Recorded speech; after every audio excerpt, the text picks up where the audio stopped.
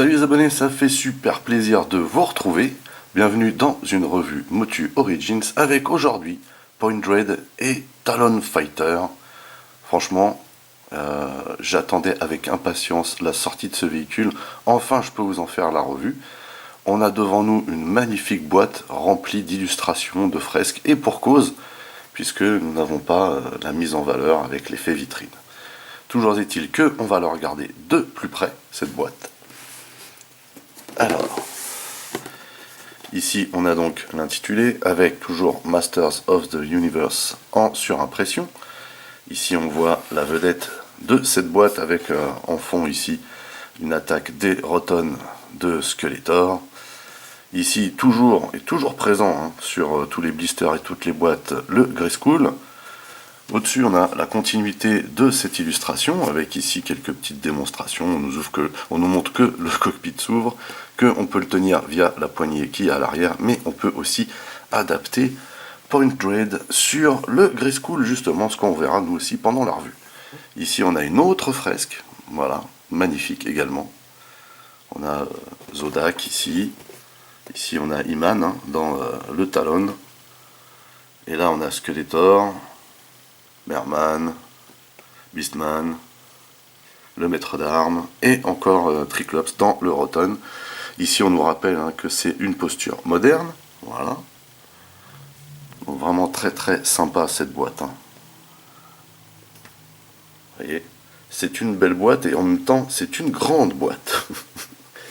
Alors très important ici c'est noté à assembler, ça on en reparlera quand je vous montrerai la notice. En dessous, on a l'intitulé avec toutes les précautions, les logos, blablabla. Sur le côté, on a la continuité ici de l'illustration de la face. Avec ici, on voit Pantor et le Battlecat. Le Battlecat sur lequel on retrouve Tila. Et Pantor sur lequel on retrouve Evil-Lyn. Plutôt intéressant. Sur ce côté-là, on retrouve une bestiole qui monte une autre bestiole. Je ne sais pas de quoi ça s'agit. Et enfin, derrière, on a une magnifique illustration pour changer. On voit ici le Roton à l'attaque et ici, toujours en surbrillance, le Talon Fighter avec Iman et Tila à l'intérieur. Ici, on voit Stratos qui suit et le Point Dread en fond. Excellent. Donc ici, on retrouve la posture moderne dans d'autres langues. Bien entendu, d'autres produits ici. Et ici, une illustration de ce qu'on retrouve à l'intérieur de la boîte. On nous rappelle ici qu'il y a un véhicule, mais l'assemblage est requis. Et puis ici, on a encore quelques gimmicks avec Iman derrière le canon et Zodak derrière le radar. Tout ça, bien entendu, on va pouvoir regarder ça pendant cette revue. On enchaîne. À l'intérieur, nous avons une notice, plutôt importante d'avoir cette notice, puisque en effet, il faut monter la bébête. À savoir que il n'y a quasiment aucune chance pour que vous puissiez remettre l'engin, le démonter pour le remettre dans la boîte, parce que le système de pattes est très très solide et ne se redétache pas ensuite. Et c'est pareil pour les ailes. Et pour les ailes, je vous expliquerai un petit peu plus tard dans la revue. Moi j'ai eu un problème et il y a peu de chances que vous puissiez les retirer également. Donc ça c'est important à savoir. Et puis ici vous avez tout le matos qu'on va regarder nous en détail. Ici donc on a le plan de montage et on nous explique les différentes phases au niveau du cockpit, de la poignée et la modularité. C'est ça qui est le plus important dans le jouet, c'est la modularité. Important et intéressant d'ailleurs. C'est un petit peu l'intérêt de ce jouet que je trouve personnellement formidable. Avant de passer le Talon Fighter en revue, on va s'attarder sur Point Dread et donc tout le matos qui est fourni ici. Vous voyez ici donc on a une partie très basique ici, vous voyez, bien entendu aux couleurs du Grayskull, avec du design Grayskull ici, et vous voyez ici on a des stickers industriels pour donner un petit peu tout l'effet de computer. C'est plutôt sympa, je trouve ça classe. Puis on a des petits molds assez sympathiques mine de rien, et on a un point de modularité ici, ce que je vais vous montrer ensuite. On a une autre partie de Point Dread Vous voyez. Alors ici on a des marches, hein, mais bien entendu elles ne sont pas à l'échelle des personnages. Sinon il aurait fallu faire quelque chose de plus gros. Vous voyez ici on a un système. Donc ça, ce système-là sert pour la modularité avec le Grayskull. Et cette partie-là sert pour la modularité avec cette partie. Cette partie étant vraiment à part, hein, du Grayskull. Et puis vous voyez bien sûr à l'intérieur, c'est très basique. En tout cas, on a de la bonne qualité, hein, mine de rien. Puis on a surtout de très jolis moldes, de beaux effets à l'extérieur ici de peinture. On a également ici un canon. Alors c'est une grosse pièce plastique, hein, mais le design est vraiment classe. Vraiment sympa. Par contre, voilà. Ici, il y a eu un petit peu d'économie de plastique de fait. Et on a un point de modularité ici. Ici, on a un radar, plutôt joli, hein, pareil, hein, un morceau de plastique, vraiment classe. J'aime beaucoup. Et ici, on a une partie particulière, c'est celle où le Talon Fighter peut venir se poser. Vous voyez, avec toujours le point de modularité. Bien entendu, nous allons tout explorer, hein.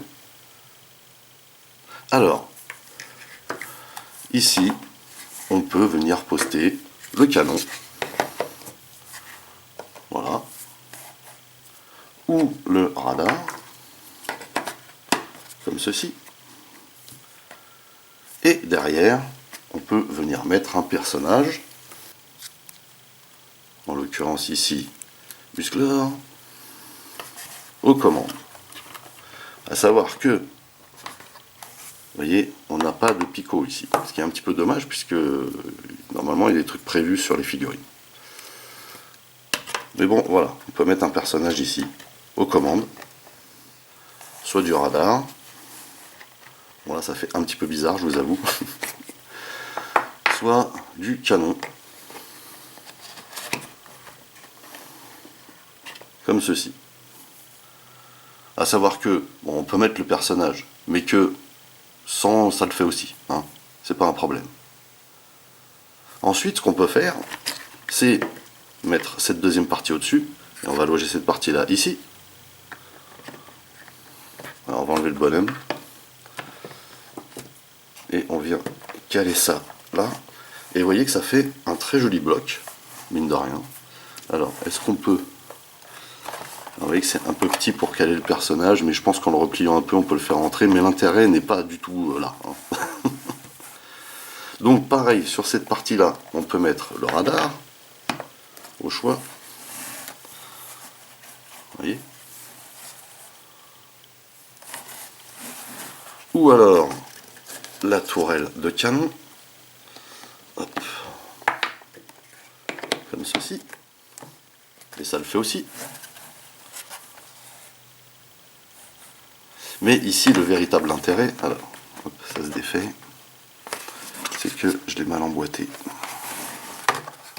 Hop.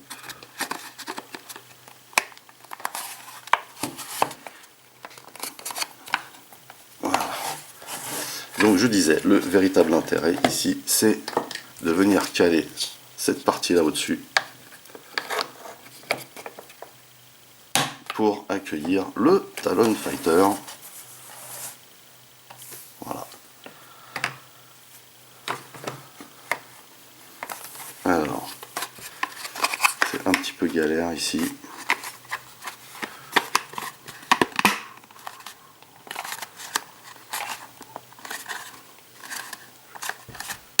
Voilà, je l'avais mal enclenché. Il faut vraiment que ça fasse un bon clip ici. Vous voyez, là on est bon. Donc, je vous disais que ça fait vraiment un superbe bloc ici, en tout cas pour poser la navette, c'est juste excellent. Et après, par contre, hein, ce que je vous disais aussi, c'est que on peut, hein, mettre un personnage ici, mais voilà, il faut lui donner une posture un peu plus maître de l'univers, hein, un peu plus catch, si on veut qu'il passe en dessous. Et encore. Et encore. On peut le faire, mais bon, voilà, on n'est pas au top. voilà pour Point Dread. Et tout de suite, on va s'attarder sur le Talon Fighter. Et voici le Talon Fighter.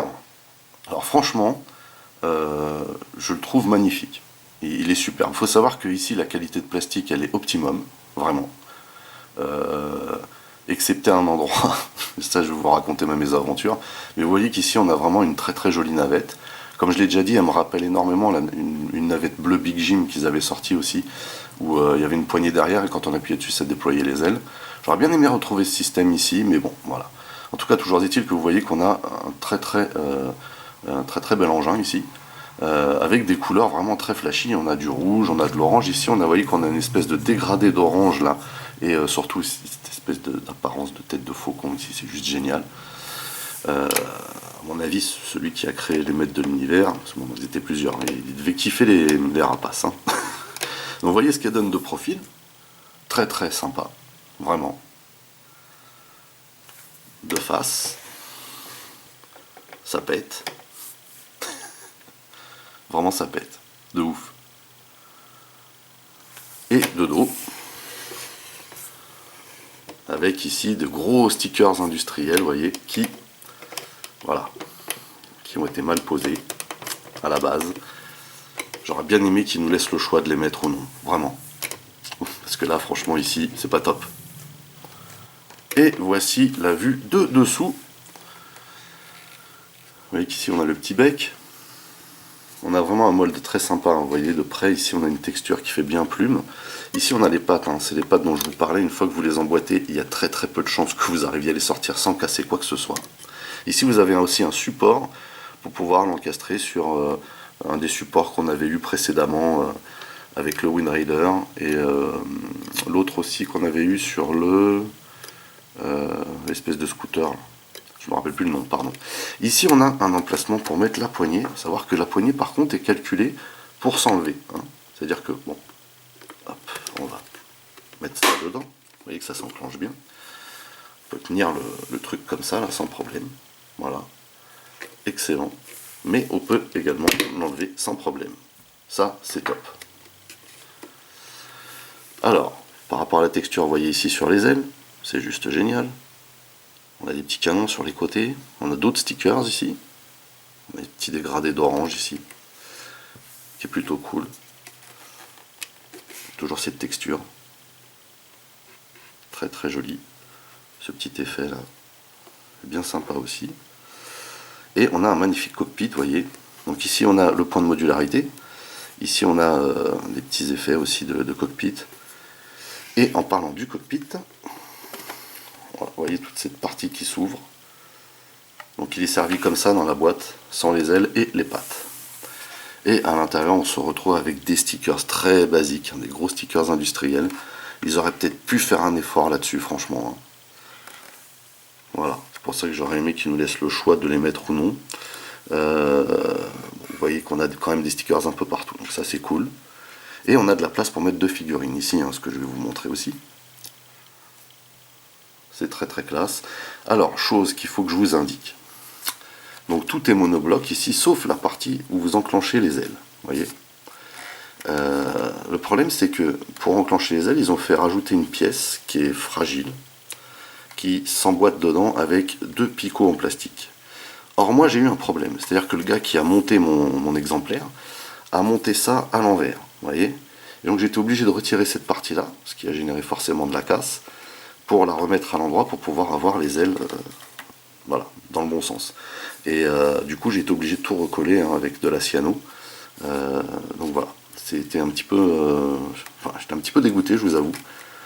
Donc le résultat ici, voilà, j'ai recollé, donc ça le fait. Mais vous voyez que ça a généré un espace pour pouvoir avoir les ailes droites, quoi.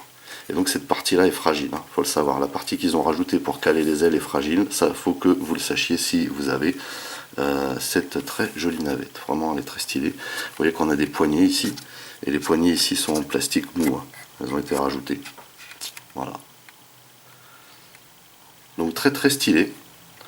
Alors on va pouvoir mettre un personnage à l'intérieur, au hasard. On va mettre Iman avec un musclor. Donc on peut le le mettre devant comme ceci. Vous voyez, avec les mains sur les poignets. Donc on va enlever l'épée. Hein. Voilà. Et on peut mettre un deuxième personnage derrière. Alors, improbable, mais je n'ai que lui sous la main. Voilà. On peut mettre ce personnage derrière, comme ceci.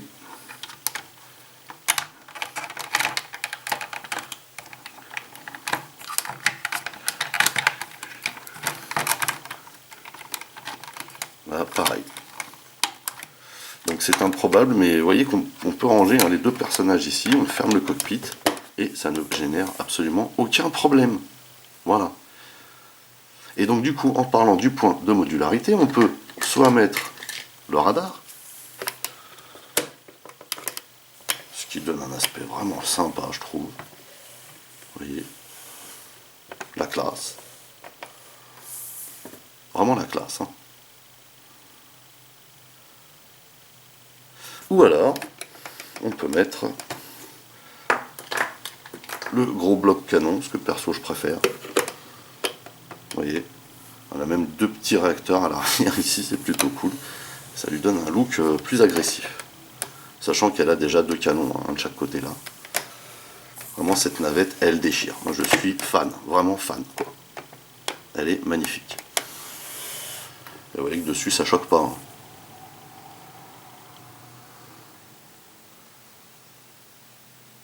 Et donc, on peut venir imbriquer. Vous voyez, les pattes ici, il y a un trou dans chacune.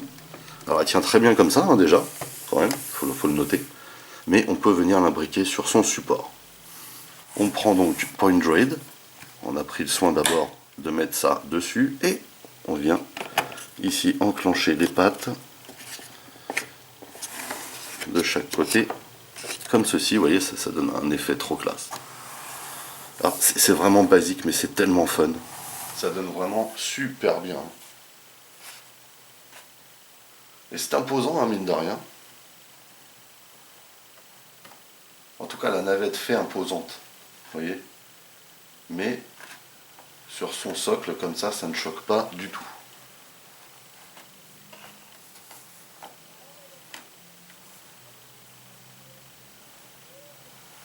Vraiment super classe. Hein.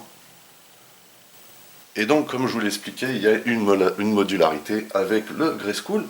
On va enlever la bannière ici et venir installer juste cette partie-là, vous voyez. On va venir la poster ici. Vous voyez qu'on a ici des petits crans avec des clips derrière.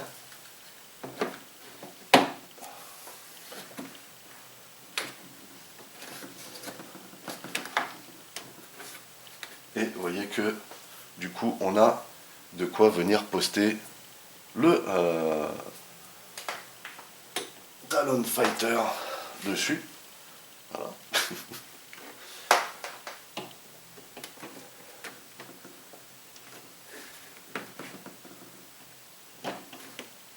De cette manière. Vous voyez ce que ça donne.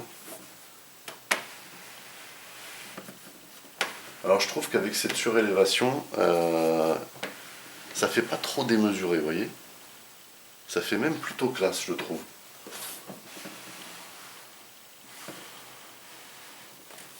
Super sympa. Et c'est très bien équilibré en plus.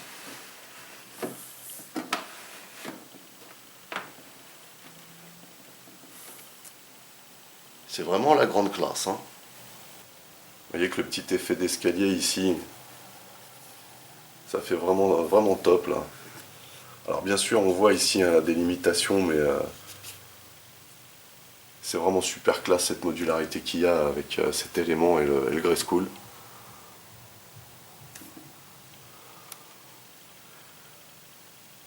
Avec le château comme ça fait super classe, vraiment.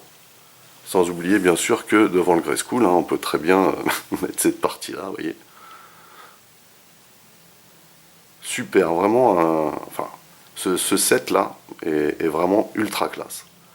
Voilà, bah écoutez, c'est terminé pour cette revue portant sur le Point Droid et Talon Fighter, le tout dernier véhicule en date sorti dans la gamme Motu Origins. Je suis ultra fan de ce véhicule, je le trouve vraiment mortel. Déjà, la qualité des plastiques de la navette en elle-même est excellente. J'espère pour vous que vous n'aurez pas le problème que j'ai eu, à savoir que cette pièce-là a été montée à l'envers chez moi et j'ai été obligé de la défaire pour le monter correctement, puisque vous n'avez qu'un seul sens hein, pour les ailes. Hormis ça, bon, voilà, ça m'est arrivé à moi, mais franchement, ce véhicule, il est génial. Ce qui est aussi génial dans ce véhicule, c'est la modularité. Je pense qu'ils auraient dû peut-être appuyer encore en mettant un ou deux autres accessoires mortels pour cette modularité. Là, vous voyez ça, qui va soit là, soit là, soit là. Franchement, ça c'est excellent. Deux accessoires, il aurait peut-être fallu un troisième. Là, ça aurait été vraiment ultra classe. Ce qui est appréciable, c'est le truc de la poignée qui a été calculé pour pouvoir la retirer. Ça aurait peut-être été bien qu'ils pensent à ce qu'on puisse également retirer les ailes et les pattes pour le remettre dans la boîte. Parce qu'une fois que vous l'avez monté, ne comptez pas le remettre dans la boîte. Et puis enfin, cette modularité qu'on a avec ces deux parties-là aussi. Et le Grayskull. Voilà, donc ici on a une partie du Grayskull. Moi j'aime beaucoup cette posture-là. Mais en tout cas, on peut mettre cette partie-là sur le Grayskull. Et du coup, mettre le Talon Fighter sur la tour du Grayskull. Ce qui donne vraiment classe, hein, comme on l'a vu. Alors que le Wind Raider faisait vraiment très très imposant, peut-être même trop par rapport au château, celui-là ne choque pas, voilà, je trouve en tout cas. J'ai été très heureux de partager ça avec vous. Franchement, si vous êtes fan des Motu Origins, je vous le recommande. Pour moi, c'est un must-have de la gamme, voilà, clairement. Et d'ailleurs, hein, si vous voulez attraper le vôtre, rendez-vous chez Hobby4Geek. N'oubliez pas d'utiliser le code promo Septimus si vous voulez avoir une petite réduction de ma part. En attendant, n'oubliez pas d'aller rendre visite à mes partenaires dont le lien figure dans le descriptif de la vidéo. N'oubliez pas également que vous pouvez lâcher des commentaires. Merci de liker, merci de partager. Pour les nouveaux, n'oubliez surtout pas de vous abonner, c'est très important. Vous pouvez également checker toutes mes autres revues et playlists et pourquoi pas ma playlist Motu Origins. En attendant, je vous donne rendez-vous à très très vite. Portez-vous bien et à la prochaine. Allez, bye bye.